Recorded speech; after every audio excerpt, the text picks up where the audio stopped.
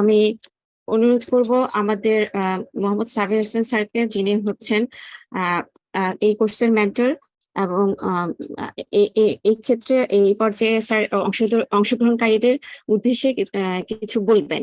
Sir, আপনাকে অনুরোধ করছি। আর এর আগে স্যারের সংক্ষিপ্ত বায়োগ্রাফি আমি পড়ে শোনাচ্ছি।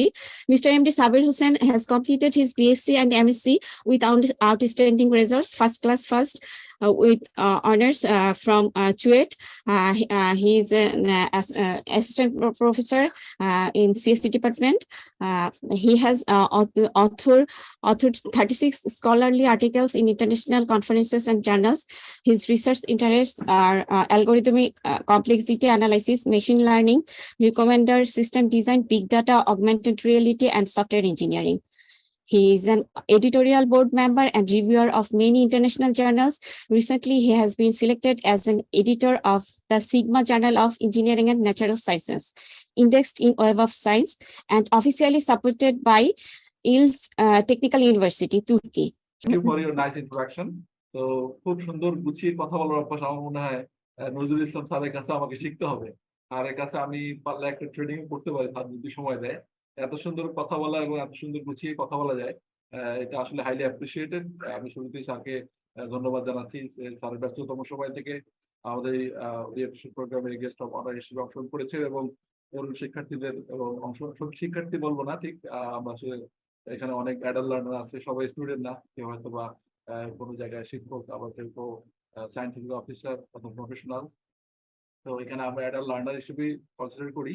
তো সেই হিসেবে ওনাদের মধ্যে এসেছেন এবং ওনার যে বিস্তারিত GIS এর ব্যাপারে ওনার যে জ্ঞান এবং অ্যাপ্লিকেশন গুলোকে খুব সুন্দর মতো তুলে ধরেছেন, এটা আমার কাছে খুবই ভালো লেগেছে। এবং সবচেয়ে বড় যে ব্যাপারটা ভালো লেগেছে সেটা হচ্ছে যে উনি বাংলাদেশের প্রতি যে ওনার ভালোবাসা, উনি অকপটে একটুই ভালোবাসেনি, আর একটা অকপটে স্বীকার করা এবং বাংলাদেশের স্বনামধন্য কোনো ব্যক্তিদের নাম এবং তাদের কিছু কোটেশন, বিশেষ করে আমাদের জাতীয় সঙ্গীতের কিছু লাইন তুলে ধরছেন, আমার কাছে খুবই মানে ভালো লাগার একটা বিষয় হিসেবে কাজ করেছে। তো এভাবে আমরা পুরো দুনিয়াকেই কানেক্ট করতে চাই।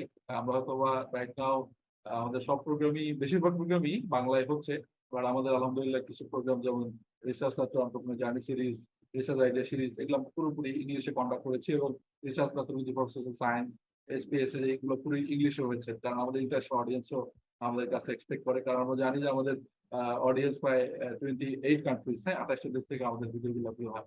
তো এর পাশাপাশি আমাদের 𝗷𝗵𝗆𝗆, যিনি রিসার্চ গ্র্যাজুয়েট ফেলো হিসেবে আছেন, আমার কাছে সোশ্যাল মিডিয়ায় পরিচয়। আমি দেখলাম যে GIS সম্পর্কিত ওনার একটা হচ্ছে উনি এখন মানে পড়াশোনার মধ্যে আছেন, প্লাস ওনার রিসার্চ বেস GIS সম্পর্কিত অনেক গভর্নমেন্ট এবং নন গভর্নমেন্ট অর্গানাইজেশনে কাজ করার যে অভিজ্ঞতা, এটা আমি দেখার পরে মনে হলো ওনাদেরকে ভাবতেই উনি মানে কিছু জ্ঞান শেয়ার করেন। তো উনি খুব সুন্দরভাবে ওনার গবেষক হওয়ার যে গল্পটা তুলে ধরেছেন। এর মধ্যে সবচেয়ে গুরুত্বপূর্ণ যে বিষয়টা আজকে যেটা আমরা ভয় পাই, যে একজন প্রফেসর অথবা একজন বড় রিসার্চারের কাছে কিভাবে অ্যাপ্রোচ করবো, ওনার সাথে কিভাবে যোগাযোগ করবো, এই ভিত্তিটা কাটাইতে পারলে ইনশাল্লাহ আপনারা গবেষক হওয়ার পথে আরেকটা এগিয়ে যাবেন। এই জন্য একজন আপনার ফিল্ডের ভালো গবেষককে বের করেন এবং খুব সুন্দর গুছিয়ে যদি আপনার ইন্টারেস্ট প্রকাশ করতে পারেন, আপনার আগ্রহ দেখাতে পারেন এবং ইনিশিয়াল কিছু কাজ করেন। অনেক আমি যদি আমার একটা এক্সপিরিয়েন্স শেয়ার করি, আমি আগে বলেছি কথা বলার আগে আমি আসলে সাজিয়ে নিইনি কি বলবো, তো র্যান্ডম কথাই হচ্ছে আর কি। তো আমি যদি নিজের এক্সপিরিয়েন্স শেয়ার করি, তো আমার সাথে কোলাবোরেটিভলি কাজ করতে গেলে একটা ফর্ম ফিল আপ করতে হয়। তো সেই ফর্মটাতে as per I can recall, এখানে মনে হয় অলরেডি 50 জনের মতো ফিল আপ করেছে, কিন্তু আমি অ্যাক্টিভলি কাজ করতে পেরেছি 4 থেকে 5 জনের সাথে, বাকিদের সাথে কিন্তু কাজ করতে পারি নাই। বেশিরভাগই লাফাইতে লাফাইতে আসে, লাফাইতে লাফাইতে চলে যায়। এই জন্য রিসেন্টলি আমি একটা স্ট্র্যাটেজি ডেভেলপ করেছি, সেটা হচ্ছে যে আমাদের যে প্রথম যে কোর্স গবেষক হতে চাই, হ্যাঁ, হাউ টু বিকাম রিসার্চার, এই কোর্সটা কমপ্লিট করার পরে আমাদের অনলাইনে এই কোর্সের উপরে 100টা কুইজ কোশ্চেন আছে, এগুলো সলভ করার পরে তিনি আমার সাথে যোগাযোগ করা এবং আমার সাথে কাজ করার জন্য বলতে হবে। আদারওয়াইজ আসে 2 দিন পরে হারা যায়। হ্যাঁ, এটা মানে খুবই একটা কমন ইস্যু। আর যারা হচ্ছে যে সিনিয়র গবেষক অথবা যারা একাডেমিক, ওনাদের তো ব্যস্ততা আছে, ওনাদের কাজ আছে। হ্যাঁ, আপনি আসবেন যে স্যার আমি কোন টপিকে রিসার্চ করবো, স্যার আমি কিভাবে লিটারেসি রিভিউ করবো, স্যার আমি কিভাবে কাজ করবো, এইগুলো তো ওনাদের আসলে সময় নেই। হ্যাঁ, এই যে আমরা প্ল্যাটফর্মে যে আমাদের লেকচার গুলো সাজিয়েছি, একেবারে 0 থেকে শুরু হবে, আস্তে আস্তে তাকে তাকে ধাপে ধাপে ধাপে মানে শেষ পর্যন্ত নিয়ে যাবে। তো বেশিরভাগই বলে স্যার আপনি আধা ঘন্টা একটা টিউটোরিয়াল দেন, যেটা দেখলে আমি রিসার্চার হয়ে যাবো, প্রকাশনা করতে পারবো। এই ধরনের শর্টকাট টেকনিক বেশিরভাগ মানে ছাত্রছাত্রী খুঁজে আর কি। কিন্তু আমরা বলি যে there is no shortcut in life, even in research. জীবনেও শর্টকাট বলতে কিছু আপনি সফলতা পাবেন না, আর রিসার্চে তো একেবারেই পাবেনই না, কোনো সম্ভাবনা নেই। তো আব্দুল আল কাফি 2017 সাল থেকে 22 সালের মধ্যে 35টা আর্টিকেল পাবলিশ করেছেন। ক্যান ইউ ইমাজিন এটা কি পরিমাণ এফোর্ট, কি পরিমাণ মানে ওনার যে ডেডিকেশন লেগেছে এটাতে। এই গল্পটাই আসলে শোনার জন্য আমি ওনাকে ডাকছি। এবং জিএস এর উপর কাজ করলে যে আপনার ফিউচারে মানে রিসার্চ এবং হায়ার স্টাডির প্রচুর অপরচুনিটি আছে, এই ব্যাপারে কোনো সন্দেহ নাই। কালকে আমি আমাদের প্রোগ্রাম ছিল কি কালকে ওরিয়েন্টেশন প্রোগ্রাম, আমরা একদিন পিছিয়েছি, কারণ কি এটা আমরা লিখছি আনঅ্যাভয়েডেবল মানে কন্ডিশনস। আসলে কন্ডিশনটা ছিল বাংলাদেশ চট্টগ্রাম যে ওয়াসা আছে গভর্নমেন্ট অর্গানাইজেশন, সেই ওয়াসার অ্যাসিস্ট্যান্ট ইঞ্জিনিয়ার এবং সাব অ্যাসিস্ট্যান্ট ইঞ্জিনিয়ার 2 ধরনের পরীক্ষা মানে এখানে আমাদের ডিউটি ছিল, আমার এবং কোর্সের ইনস্ট্রাক্টর 2 জনেরই। আমরা ডিউটি ছিল ঠিক 10টা থেকে 11টা পর্যন্ত, এই জন্য আমরা আসলে পিছিয়েছি। তো আমি কোশ্চেনটা একটু দেখতেছিলাম, ওখানে দেখি যে জিএস মানে কি অর্থ, মানে sub assistant engineer, assistant engineer civil এনভায়রনমেন্টের নিয়োগ পরীক্ষার মধ্যে জিএস এর অর্থ কি, এটা অনেকেই ভুল করছে। তা আমি যেটা দেখলাম এটা শুধু রিসার্চ বা হায়ার স্টাডিজ লাগবে না, আপনার চাকরি তো লাগতে পারে।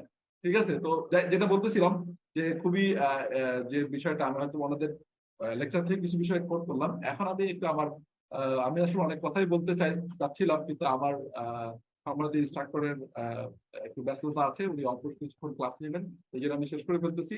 তো এর আগে কিছু বিষয় না বললেই নয় যে আমার খুবই ভালো লাগতেছে যে মানে আমি যদি এখন মারাও যাই, এই প্ল্যাটফর্মের সাথে সম্পৃক্ত নাও থাকি, তো প্ল্যাটফর্মে এমন অবস্থায় দাঁড়িয়েছে যে এটা আমার ছাড়াও চলবে আর কি। এইটা আমার সবচেয়ে ভালো লাগার বিষয়, যে এটা সাস্টেনেবল চিন্তা। আমি চলে যাব, প্ল্যাটফর্ম হারিয়ে যাবে এরকম না। আলহামদুলিল্লাহ আমাদের যে মিশন ভিশন, আমাদের যে অ্যাক্টিভিটিস, এগুলো সম্পর্কে অনেক মানুষ ওয়াকিফ হন। কিন্তু যেটা বড় সমস্যা সেটা হচ্ছে যেহেতু এটা ভলান্টারি প্ল্যাটফর্ম, অনেক ক্ষেত্রেই অনেকে আগ্রহী আসে, কিন্তু কোনো বেনিফিট নেই, কোনো লাভ নেই, টাকা পয়সা নেই, কিছু নেই, এই কারণে বেশিরভাগই হারায় যাবে। তো আমি যেটা বলবো যে আজকের যে এই কোর্সের ইনস্ট্রাক্টর, জিএস কোর্সের ইনস্ট্রাক্টর মোহাম্মদ আশরাফুল ইসলাম, এই কিন্তু আমাদের চ্যানেলের একজন নিয়মিত ভিউয়ার, এবং উনি খুব উনি আগে থেকেই প্ল্যাটফর্মে জানতেন, জয়েন করার পরে আমার সাথে যোগাযোগ হয়, কথা হয়। তো আমি তাকে মোটিভেট করি এবং বলি যে দেখো আমরা আসলে ভলান্টিয়ার প্ল্যাটফর্ম, এবং আমরা আসলে আমাদের ফিক্সড কোনো রিসোর্স পারসন নাই। এই যে ইনস্ট্রাক্টরের একটা পুল আছে, সেখান থেকে নিয়ে আমরা একজনকে কোর্স করাচ্ছি এরকম না। হ্যাঁ, আমাদের দেখা যাচ্ছে যে এক কোর্সের পার্টিসিপেন্ট আরেক কোর্সের ইনস্ট্রাক্টর, এরকমই হয়। এবং এখন যে একটা কোর্স মানে এটার পাশাপাশি চলতেছে, অলরেডি আপনারা জানেন MATLAB for research ongoing course, এখন লেকচার বাকি আছে।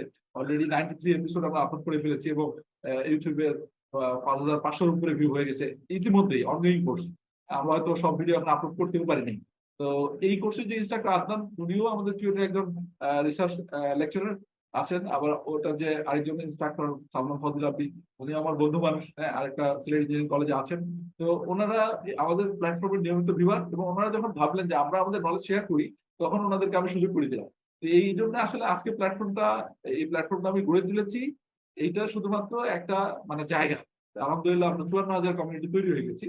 তো যে কেউ যে কোনো লেভেল থেকে যে কোনো পর্যায়ে নলেজ শেয়ারিং এর জন্য আগ্রহী হন, এই কোর্সে পার্টিসিপেট হতে পারেন, অথবা স্পেশাল গেস্ট অথবা আমাদের চিফ গেস্ট হতে পারেন যে কেউ।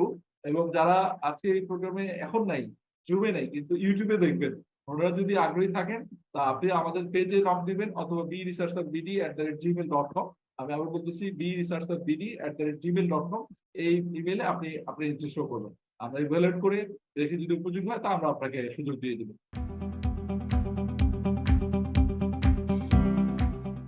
তো এই যে প্ল্যাটফর্মটা আমি তৈরি করেছি, এটার মোটিভেশন হয়তো আপনারা শুনেছেন, আবার একটু রিপিট করি, কারণ আমি যেটা চাই আমার মতো মোটিভেটেড কিছু মানুষ তৈরি হোক। এই মানুষগুলা আমি যে কাজটা করতেছিলাম আমার বিআরবিডির মতো প্ল্যাটফর্ম যে আরো হাজারটা হয়, বাংলাদেশের যে গবেষণা আগ্রহী শিক্ষার্থীদের চাহিদা এটা পূরণ হবে।